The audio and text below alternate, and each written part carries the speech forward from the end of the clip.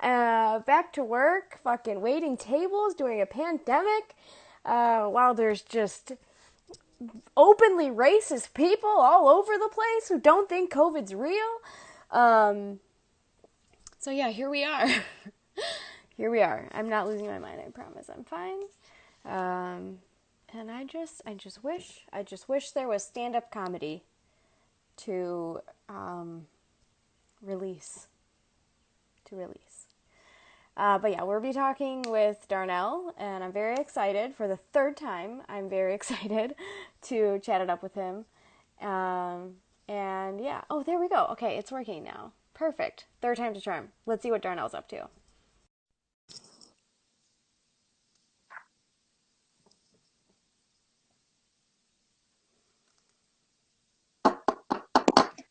All right. Ah! Hello. Hey, God, what's that's going on? sorry, my headphones are turned all the way up. That was scary. It's okay. How are you? Good, good. I'm just technology like stupid. You're I doing don't even great. know how to do any of this. I'm like, I feel so like an old man, like I'm in my 70s or something like that. I'm just like, how do you do the live thing right here? I'm just so ignorant. I'm just so ignorant. You made it. You made it. And you're not the only one. I've had plenty of people. We've had technical difficulties. It's I mean, we're on little miniature computers. There's going to be Yeah. problems. It's okay. I was, I was trying to be all professional at first 'cause I have this like webcam up here, and I was just like, well, this is gonna have good lighting and all that stuff, and no, I was gonna do it through my Kindle, so it's It's all all good. good. I'm on an iPhone. We'll get through it. It's okay. Awesome. Um, Do you have like a little iPhone stand though? yes, before quarantine, Jason Brent let me borrow his phone tripod thing for Laugh Fest, and I've Mm-hmm. had it ever since because I just like didn't see him, for a while because I didn't see anybody. So, you know, speaking of Yeah. quarantine, how is it treating you, or how was it treating you? Are you back to work? What's up with your life? So I have a job I can do from home, so Okay. I've always been working through this. Mm-hmm. But as far as like sanity goes, it's just like ebbs and flows. Because before I was just like, all right, time to get some reading done, time to like, get some, learn how to cook, learn how to play guitar, all this stuff. Yes. I had a plan, and then I was doing yoga with Adrian. So was I. You're doing that? Are you still Yeah. doing it? No, God, no. No. I did it for like I think 21 days, and something happened. I just fell off. Wow. 21 days Yeah. is impressive, though. Oh, yeah. Let me turn that off. It's going Yeah, up. yeah. I thought so. Yeah, I that's was very trying to, impressive. go to full 30, but got derailed. And then, Well, it's better than like the 1 week that I did. So, congratulations. hey, I mean, like I've been talking with my therapist through this thing too. Hmm. Was telling me that just like it's just funny how, American culture is still like ingrained in us. Even through a pandemic, we feel like we have to achieve still, I like know. through a crisis, And I was like, yeah, you're right. I don't need to be doing all this stuff. We're in a pandemic. Like, just need to like kind of reflect and just be like, Survive. yeah, survive. Yeah. Yeah. Yeah. The bare So minimum. I, Thank you. yeah, definitely. So I totally don't. Yeah, if you quit that, you don't need to feel bad about that. Well, thanks. Look at you making me feel better about being a piece of shit. All right, let's move this along. Comedy. Let's talk comedy. You've been in the Detroit comedy scene for a while now, right? Over 10 years? Yeah, yeah. It's like it has its pros and cons. Talking about 10 years plus, because you're just like, oh wow, he's been doing it for 10 years. What is he still doing here? Like, or he's been doing it 10 years. Oh, he should be pretty good by now. And so it has like a lot of pressure when you reveal to people that you've been doing it for that long. So it has like its pros and cons. But yeah, 10 plus years in the Detroit scene, I've seen waves of people come and go, just like 3, 4 waves of comedians go to LA and New York. Right. And yeah, it's just interesting seeing the evolution of people or comedians that come through here. Hmm. I think this is probably the most inclusive time that I've ever experienced in the Detroit scene. So it's cool to see that, Yeah. even though it's like kind of more from afar for me, at least this way. But it's like cool to see Yeah. how it evolved.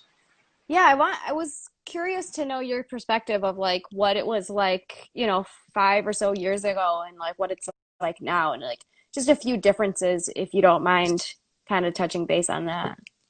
Yeah, like when I first started, it was like there wasn't a lot of young women wanting to try stand up, Hmm. and at the time I didn't notice it that much because like I was just doing my own thing, so I would just go through. But then as time went on, it's just like waves and waves and more women felt confident. I don't know, I'm not sure exactly why, but like maybe from people they've seen on TV or just like more and more women doing it. So Yeah. they get their friends to do it, and then all of a sudden you got people just like, all right, it's more accessible to women. Hmm. So I mean, it's still very male dominated, but I feel like women feel more comfortable now, I guess, than back then. I'm not sure. I'm not really sure what to attribute that to, but more inclusive of women and more inclusive of like the LGBT community. So Hmm. that's what I'd seen. Okay. So more women, that's the only difference. Just kidding. Yeah. Oh yeah, KJ there. What's up, What up, KJ? man? Yeah, I would say that for sure. I don't know what it was like. Obviously, I don't know what it was like before I started, but I mean, the women that I've looked up to have been like Kai Quicks and Sam Rager, and you know, Ellen's really great too. She's a great writer, great at sketch comedy. So hmm that's like really who was around before I started, and then Carolyn Paul and I started around the same time, and same with Connor Mead. So yeah, it's been really great to be able to like be a part of that foundation that's being built currently, and kind of striving on on I guess more inclusivity and just being nice to each other and making Well, yeah, space for everybody else. you've been a huge part of like building that community of having women feel safe and having women feel like they have a platform. So I think you're a big part of why more and more women are trying it because you're giving them a space to be heard. Thanks, man. Yeah, yeah, definitely like working hand in hand with Connor like at the Independent has been really fun, obviously with all the guys too. And then HMC has been great with like Mandy Stark and Asia Hicks, and it's just like I don't know. Girl power is pretty cool, man. But Yeah. enough about pussy. Let's talk about you. You do a lot of work, or you did a lot of work in Ann Arbor, didn't you? Yeah, Ann Arbor Comedy Showcase. Is that your jam? You know, Is that your home, like your home club? yeah, I feel pretty cool there. Like a lot of the audience is smart, and I do a lot of clever jokes. Right. So I feel like I feel more appreciated there. Mm-hmm. Um, I really want to like be more well-rounded as far as as just not so much thinking I'm just like smarter than everybody else. Not that I think that, but just like that's how I could probably come across sometimes when I'm doing stand-up if I put too many like clever jokes in there. But I just want to be more well-rounded. But like I started off like doing a lot of clever stuff. Nice. Yeah, Ann Yeah, Arbor is definitely a good place for that. They, yeah, and it kind of what was that? aligned with my I guess I don't know if you would call it ideologies or something like that. Just more liberal, more left-leaning, and they were just like about that. So Yeah, um, of yeah, because you course. had like the Ann Arbor, then Joey's was a thing Mm-hmm. in Livonia, and that's more like working class kind of thing. So if I did more left-leaning stuff there, they kind of pull back a little bit more because Mm-hmm. I guess Livonia, and at the time I didn't know Livonia has kind of pretty racist racist history there. Yeah, Um, they sure do. yeah. So I wish I would have known that back then. I don't think I would have done it any differently, but Yeah. I would have probably been like, man, these racist motherfuckers, you know, like in the Right? back of my mind. Yeah, good thing you weren't there too late at night or whatever the fucked up rule they have. Yeah, well, I was there with, some friends like KJ and stuff like that, and some other guys who were a lot bigger than me, so I felt protected around those guys. Good. Like Ricardo. Are you familiar with him? Yes. Yeah, he's like 6'4". Mm-hmm. Yeah, you. I just hide behind him if somebody, if somebody came up on me, There you go. Gotta have a plan, man. You gotta know where the exit doors are and shit. Yeah, definitely, definitely. Oh, it's the worst. Livonia is literally the worst. Um, Yeah, did okay. you see that? I saw a video of like them doing like a Black Lives Matter protest in Livonia, but it was like kind of like 20 white people or whatever. But, and then there's this one guy just flipping out. He was just like, "What are you guys doing? Are you causing trouble?" And they weren't causing trouble at all. But he was just flipping out Yeah. like the white fragility you just saw just emanating. I was just like, wow, this is where like the protest needs to be. I wish there was a lot more people there just Yeah, so they could like freak him out more. absolutely. Like, wake up a little bit, man. There's a whole world out here. Yeah, you're in your like little bubble there, and Literally. there's like 20 people who are like Black Lives Matter, just like, I can't, I don't even know how to deal with this. Seriously. Like, So, how dare us like stand up for like other people's lives and rights and stuff? Like, like the audacity that they have to be like upset at the fact that we're like fighting for human rights and like yeah, morality like that. It's just like it's blowing my mind every single day. Every time I log on to social media and I'm like seeing people supporting Trump or being racist or like excusing his behaviors as a leader and like excusing this like police brutality, it's just like mind blowing to me. And I yeah. just don't even know how to make it funny, you know? I don't know. It's so like, if you let it like affect your emotions, man, it's like a roller coaster. I mean, I'm guilty of it too because I'll be on Twitter and I'll see all these people just being like, well, what about this? Did we see the whole video? Well, he deserved to die because he was a criminal and he heard this thing and he took the cop's taser and shot it at him. It's like, he gets what he gets, and I'm just like, I like it's a lot to digest Yeah. that there are people out there like that. Mm-hmm. But like sometimes like I'll get on there just to see what the argument is, just so I can, if I go in there with that perspective, I'm like, okay, this is how I would talk to somebody if I was face to face to them. I'm not going to talk to somebody online because they're just there to argue or troll or Yeah. just not even learn anything. Mm-hmm. But it just gives me an insight at what the other side's thinking. And I'm just Yeah. like, all right, well, if I come across somebody who I do have a little bit of influence with, then I can maybe chat with them, be like, why do you feel that way or whatever. It's just an interesting time right now, you know? It's a devastating time. It's a like eye-opening time. And I know that like this interview is not supposed to be about this, but it's like it's mind-blowing is all I have to say about it. It's mind-blowing that people are like prioritizing um anything before people's lives. Anything before people's lives. It's not even like a list of things. It's just like I don't know. Yeah, I understand and like keep your emotions out of it for sure. And you don't want to like go down this deep rabbit hole of like you're wrong and I'm right. I think a lot of it when I like run into strangers on the internet, I'm just like, let's remember about the morality of it all. And like let's remember to be like human beings. You know what I Yeah, mean? And not so yeah, much like you statements. It's a lot of like I think. It's a lot of yeah. like let's try to be kind and constructive and like really put yourself in other people's shoes. You know what I mean?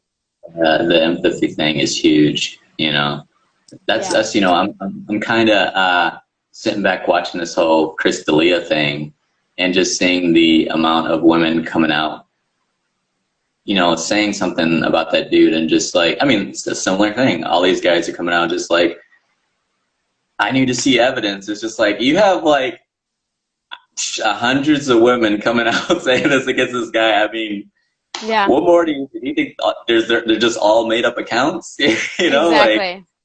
yeah, it's just like, uh, it's just blowing my mind. I know. Just the fact that it happened in general, and the fact that there still needs to be more. Even if he came out and said that he did it, Hmm. there'd probably be some people be like, "Oh, well, he got coerced by the SGAWs or whatever they want to make an excuse for." Yeah, But it's just like, man, it's just like, I don't know. It's I it's, know. it's interesting.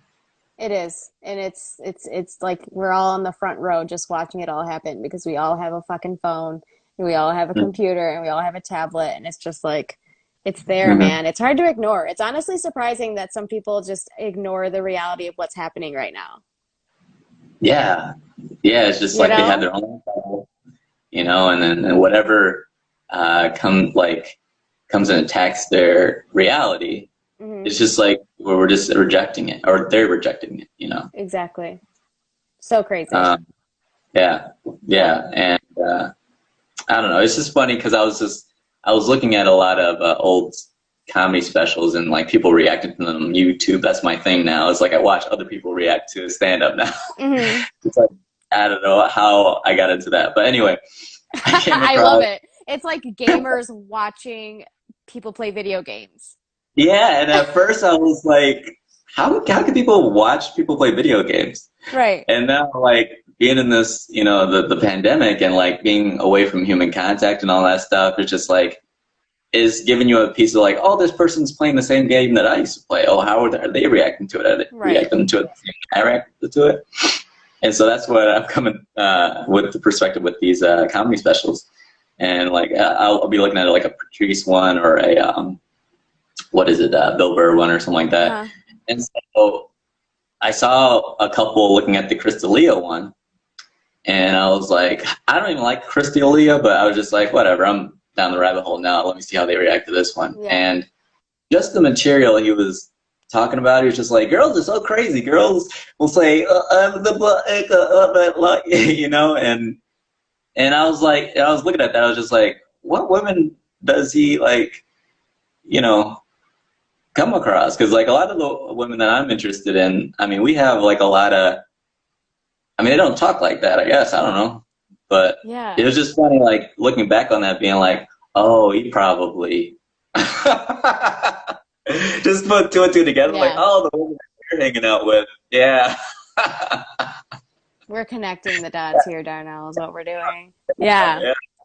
Yeah, I haven't. Okay, so I've been living under a little bit of a rock these past couple of weeks 'cause I'm back at work. So I've been like just 8 hours without my phone or like whatever at a time. So, and then I've like run errands and shit. I've just been keeping really busy. So I honestly, I'm not even caught up on what's going on with the whole Chris D'Elia bullshit. So obviously he's been canceled. Is he canceled? Uh, I don't know. Like, I guess it depends on how he plays it, right? Because Yeah. Louis C.K. is not canceled just because I think he's had an apology and then he kind of laid low for a little bit. But like, he has this core fan base, which he can make some type of money, probably not the money he was making, Yeah. but he can, I guess. But with Chris D'Elia, I don't know. For some reason I haven't been paying attention to his career, but he reminds me of Dane Cook a little bit. And For from what I sure. remember, yeah, Hmm. from what I remember, Dane Cook had a lot of women fans, Hmm. young fans, and I think with D'Elia it's probably similar. And I feel like a lot of women now are kind of in solidarity with each other. Of course. Uh, so I think this will probably affect him quite a bit, Yeah. you know. Yeah. I mean, and especially in this time where it seems like, anybody like who looks like they're for racism is canceled. Anybody who looks like they, are just like in a bad spot Hmm. is going to be canceled. They're going to get their opportunities taken away from them. So Yeah. I think this is like a time where he's probably gonna lose a lot. I don't know if he can recover from this, but I mean, not that I care. Right, right, right, right. Yeah, we will see. We're talking about it like it's a sports injury. We don't know if he'll recover. Um, I'm laughing. I keep smiling as we're talking about such a fucking obviously atrocity. But KJ KJ's commentary during our entire conversation is just like killing me. And the Oh one yeah. and I was like, "Is he canceled yet?" And he goes, "He's going through the motions." Deleting messages, trying to apologize, the weak white boy shit. Okay. Yeah. Yeah. We're getting the KJ play by play. It's amazing. Yeah. I bet KJ has a lot of stuff to say about Oh, this. I love it. Mhm. So good. All right, I do want to get back on the topic of like how you became, a stand-up and what your startup was like. Like, did you start here in like Royal Oak or like what's your story? A little bit more of background of Darnell, please. Yeah. So I started when I was in college. So I was like 19 at the time. And I was going to Western Michigan University. Hmm. And before I went there, I wanted to go there to be an actor, right? Yeah. But my dumbass, I wasn't prepared for college at all. So I didn't even apply to the school of acting or whatever that was. Yeah. I didn't know you were supposed to do that. I was just Uh-huh. like, well, you just go to college and you just sign up for classes. So there's this there's this waiting period where I was like, all right, well, I have to wait the next year to apply, I guess, to the school. Hmm. So while I'm waiting, like I'm doing all these things for my creative outlet or whatever. I'm doing these what was I doing? I was doing this traveling sex education troupe. That was a bunch of actors just doing like this stuff about, diversity or like sex ed or like, they had themes about, sexual assault on women and stuff like that. And just like a lot of education stuff about substance abuse and stuff like that. And we would go around the college campus to these different classes and perform our little skit. Hmm. And that was interesting. But then, that went away and I was like, all right, what's next? And so I come across this poster that was just like, last Bronco standing, a comedy competition. And I was like, in college, I was trying everything. Like I was Yeah. doing, oh, I'll do that, let me do this. Uh-huh. And I'll be honest, at the time, I didn't know what stand-up was. Hmm. I'd never seen a stand-up special at all. I was just like, oh, I could be funny. I could just go up there and be funny. Like, that's Right. easy. So I signed up for the competition, and the first level, like they make you do 3 minutes, right? Hmm. So coming from my acting background, I was like, all right, I'll write a script, and I'll do the script, and I should be good. Like I'll practice, and I'm like, oh, this is 3 minutes, or whatever. Um, so when I get to the thing, I was super nervous, and I just kind of like, how you're nervous, you kind of like zoom through all your material, and Yes. it's faster than you thought it was. Hmm. So the 3 minutes that I had prepared turned into like 2 minutes. But it's 2 minutes of super funny stuff, but it was just 2 minutes. Yeah. And so in my mind, just starting out, I'm like, I freaking killed this, man. I killed it. you know, Yeah. I didn't move on because they said, hey, the requirement was 3 minutes. Later on in the finals, we were going to request you do 15 minutes. So if you can't do 3 minutes now, then, even if it was really funny, we're just not going to move you on. Hmm. And at the time, I was just like, because my limited ignorant brain, I was just like, it was a bunch of white panelists. So I was just like, man, they racist, man. They just racist. But I just didn't understand at the time that I just wasn't ready. Right. So, but like, your ego gets hit. You're just like, Of I got course. Yeah. and so you just, use any excuse or whatever. But so I was like, you know what? Next year I'm gonna be super ready. Hmm. So after I lost that, I looked at every stand-up comedy special I could. Like, here's what I did. I took there was this thing back then. Comedy Central put out like the 100 greatest stand-ups of all time. Okay. And so like I looked at that list and I was like, okay, I'm gonna go through everybody on this list just to see what their idea of the greatest comedy is. Hmm. So first was like Richard Pryor, then George Carlin, then Chris Rock was on there, Bill Cosby, Ellen DeGeneres, Wanda Sykes, all that stuff. Of And I just course. went through I think I went through like probably like 25 before I was like, oh, I got it, the gist of this. But Hmm. it was just like the gist of it was just like it opened my mind to like, oh my God, I didn't know stand-up comedy could be like this. Yeah. You know, like I hear a lot of people's experience to get into comedy. They're just like they go to an open mic and they're like, oh, I get to be funnier than them, you know, or funnier All than day. them. Yeah. Yeah. Do you What? remember when Dave Chappelle had added that extra it was like at the end of one of his specials. I can't remember if it was the most recent one. It was one of the two most recent ones. Obviously not 846, but he Oh, the had ones. it was like a Q&A and a guy stands up in the audience and he's Mm-hmm. like, "Do you have any advice on somebody who wants to start being a comedian?" And he's like, "Why are you thinking about doing it?" And he's like, "Well, I didn't think about doing stand up until I saw you do it." And Dave Chappelle's response is like, "Okay, you don't watch a doctor do like brain surgery and think like, oh, I can do this too," or like something like ridiculous, brilliant Dave Yeah. Chappelle response. And that's Yeah. kind of what that reminds me of is like you Yeah. studying like, you know, the Yeah. fucking Yeah. Yeah. greatest comedians of all, and you're like, yeah, okay, I can do this too. Yeah. Not I totally get that because that sounds like that would be like a insult to those guys, you know. exactly, yeah, But when I was looking at those, I wasn't thinking like, oh, I could do that too. I was thinking like, oh, this is the echelon. This is right. what you aspire to be. Yes, like you're like in awe. You're like, holy shit, Mhm. this is like art. This is an actual like piece of art right here that I'm Yeah, experiencing.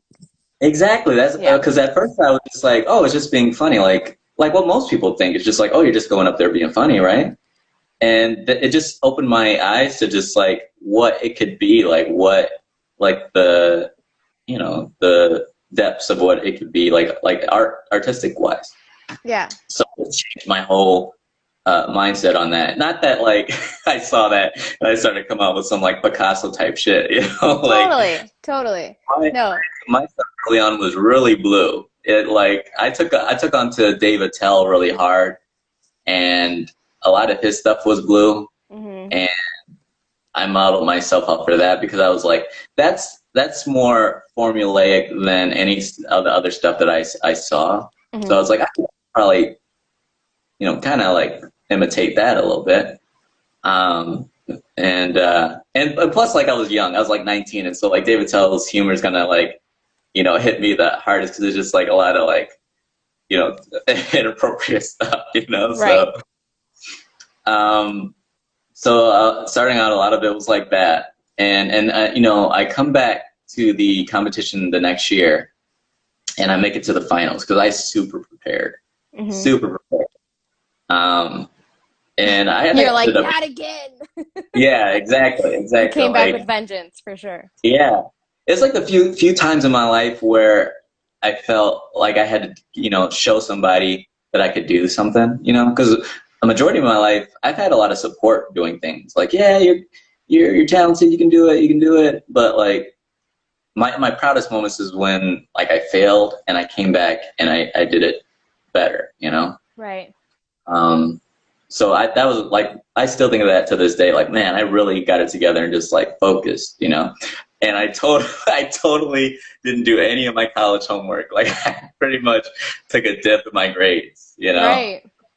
But I had found what I wanted to do in my life, which is funny because I was mid college and I was just like, oh crap, my parents were, paying all this money, Yeah. and I just, I don't really find anything here interesting other than stand up and performing.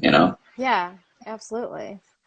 So we Yeah. started hosting these because we wanted to hear what advice headliners had for like young and up and coming comics, and kind of like what advice you would give yourself as a young comic if you had a time machine. So what would that look like in just like a few sentences? Like any advice about like booking yourself, about comedy festivals or hitting the road or becoming, going from host to feature to headliner, like anything like that if you would like to, say a little bit. Yeah. Just like I mean, this is super basic, but just keep writing, because the more you write, and the thing is like I don't think some comics take advantage of the whole rewrite thing. Mm, Like they'll write a joke and they'll get the response that they're looking for and be like, oh, it's done. But it's like there's so much more you could dig into with the material you have. Like there's so many more new angles.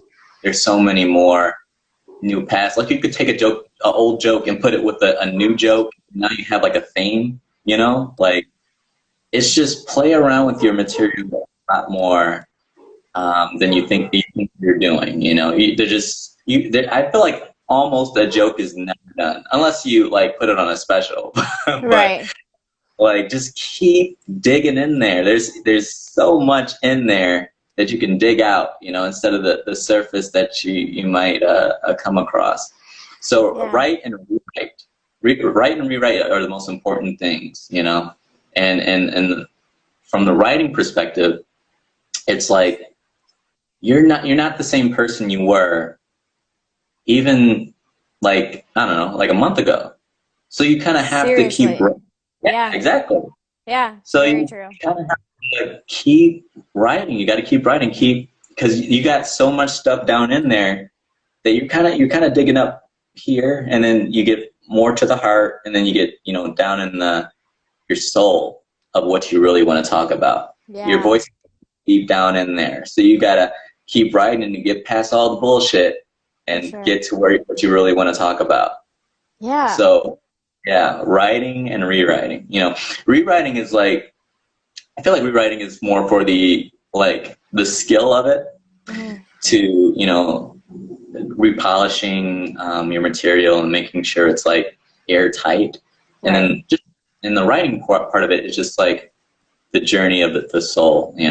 So you just kind of like keep going. Like, what else do I think? What else? Oh, let me talk about my family. Let me talk you know, Yeah.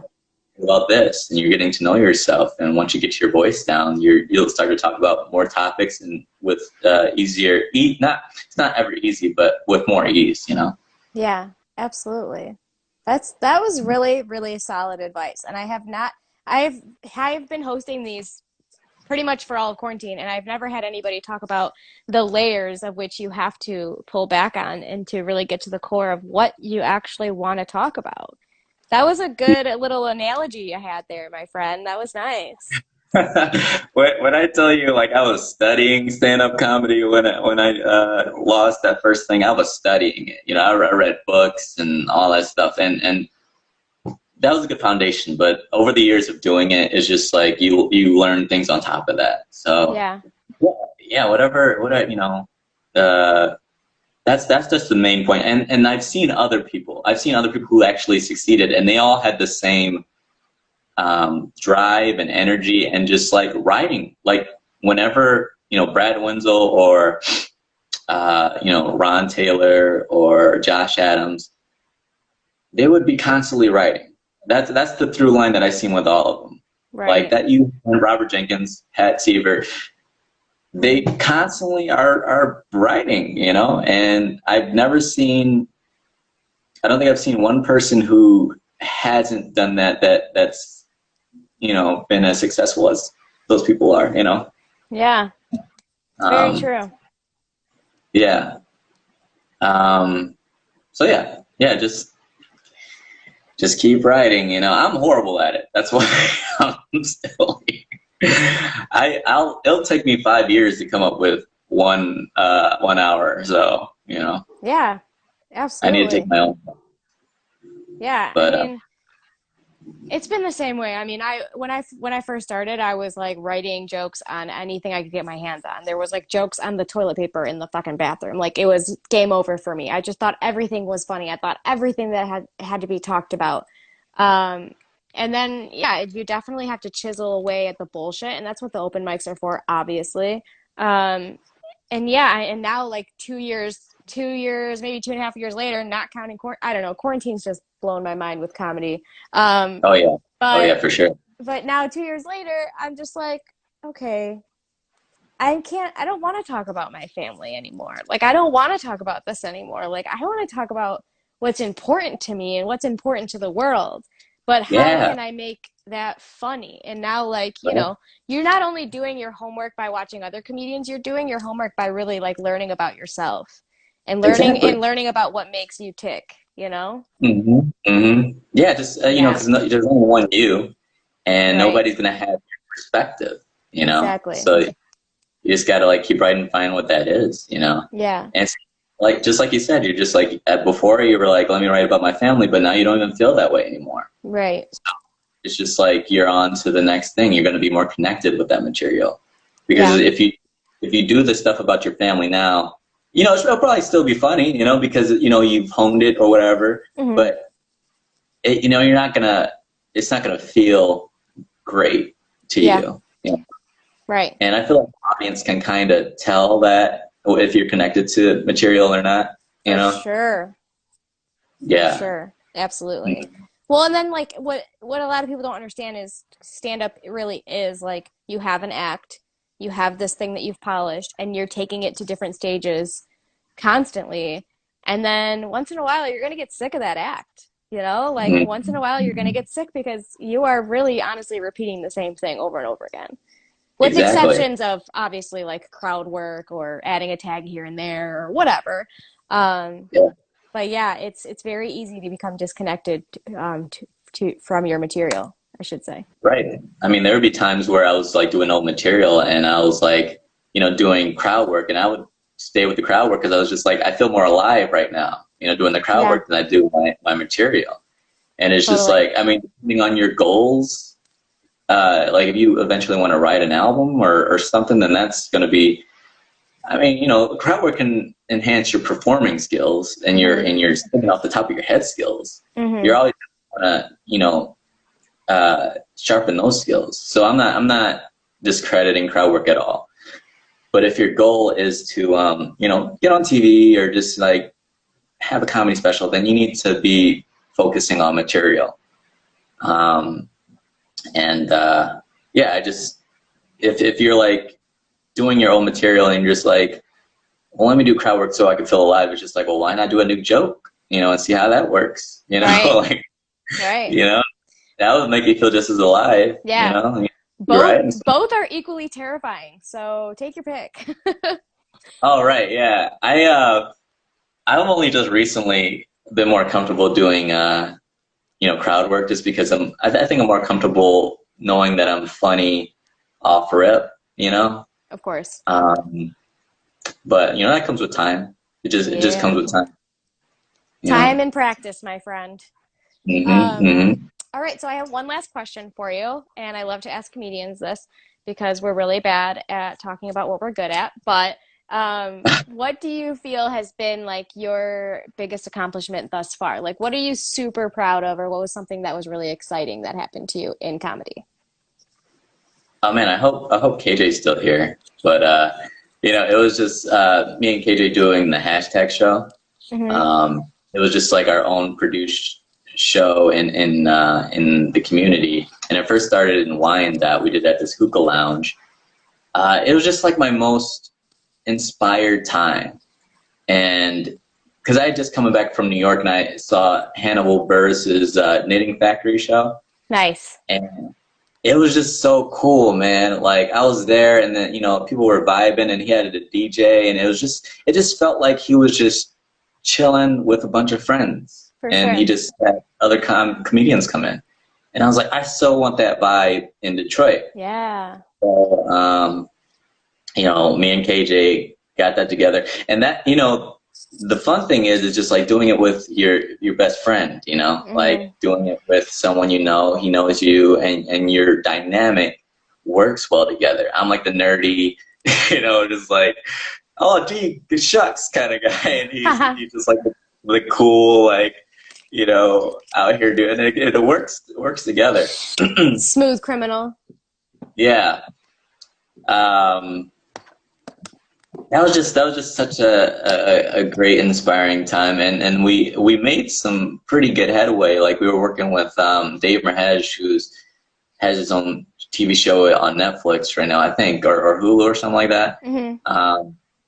But at the time, he wasn't that well known. He was just getting some things going from Canada and coming over to US trying to break through. And we had him on the show. We had some people from Pittsburgh on the show that super killed it. Like we were meeting new people and stuff like that. Yeah, that's the best Um, part, honestly. yeah, Yeah. yeah. And it was also getting the Detroit scene a little bit more known. Like Hmm. I'm gonna tell my friends about this show, so get in contact with them. They can come through and just like being a part of that scene and growing the scene a little bit. And Hmm. it just felt so cool, like on a altruistic level. Like I didn't do it just so I could get power or just like I didn't like that was like I guess Latin effect. I don't know what the word there is, like a after effect, is like having people be like, hey, you do the hashtag show. I want to do the hashtag show. I have a show. You could be on it because I want to do that. Yes, I started to realize that that's a thing, which is cool, but that's not what I did it in the first place. of course. Uh, it was kind of like it was like a real inspiring time, and it was a time where I felt like I wasn't getting on the shows I wanted to be on, so I did my own show. Hmm. And that's I've seen that happen in the scene too, where even some people that we didn't have on our show felt kind of slighted by it, and they started their own show. And I feel like if you feel like you deserve, like, start your own show for sure. Like, I mean, I don't have anything against those people that started the show. It's just that at the time we were cultivating a certain type of show, and at the time it didn't feel like they were ready to do it. And that's that was our opinion. We probably we might have been wrong, Right. but just start your own stuff. Like you're super confident, do that. Because I went through the same thing. I felt like I was in the game long enough to start something very creative and with my vision, me and KJ's vision, Hmm. and we did it, and it was super fun. Yeah. So don't wait for somebody else to give you an opportunity. Just make yours.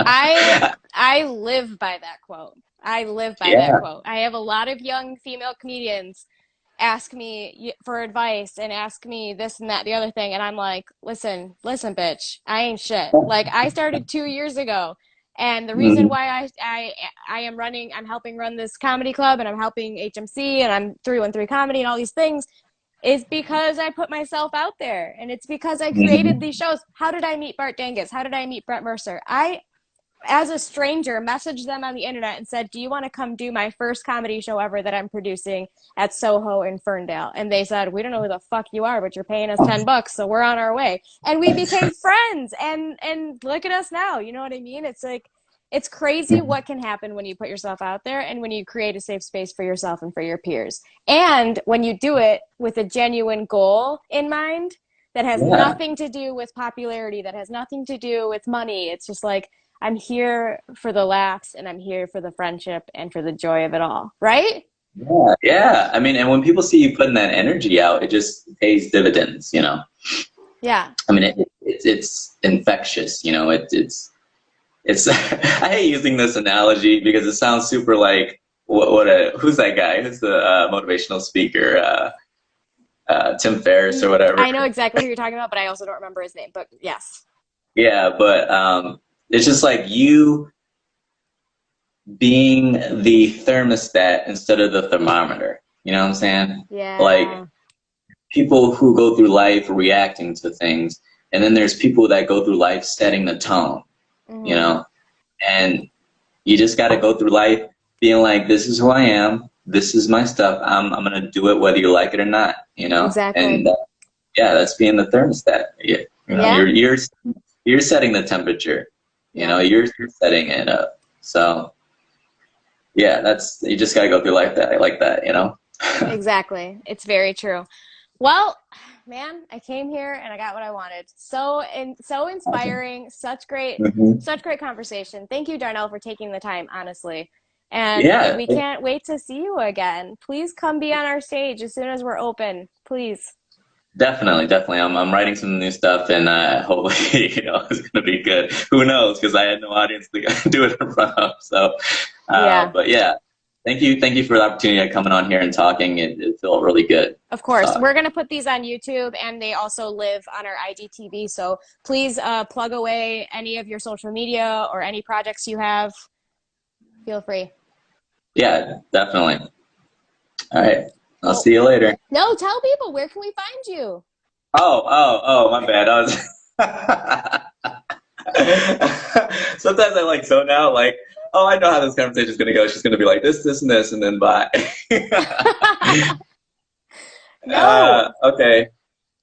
You can find me on all the social media platforms as Darnell underscore IRL. So Instagram, Twitter, uh, Facebook, pretty much, and you can find me doing stuff on there. Hell yeah. All right. Thanks, man. We'll talk to you soon. Take care of yourself. All right. You too. Bye. Bye. Darnell Anderson. What a guy. That was great. That was fun. I comment. You can find me in the streets.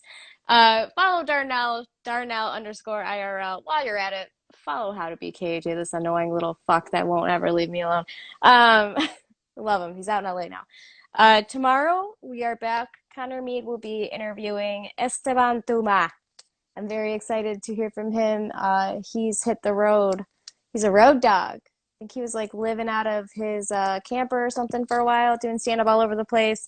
He came through the Independent, I think, like 3 different times. He was a very hardworking comedian. So I'm excited to hear what advice he would have for younger him and for young comics doing their thing. So I've been Johanna Madranda. I'll be popping in here and there when I can. Work sucks. I know. That's Blink 182. Be safe out there, guys. Don't be racist. Wash your hands. Peace. Drink water. That too.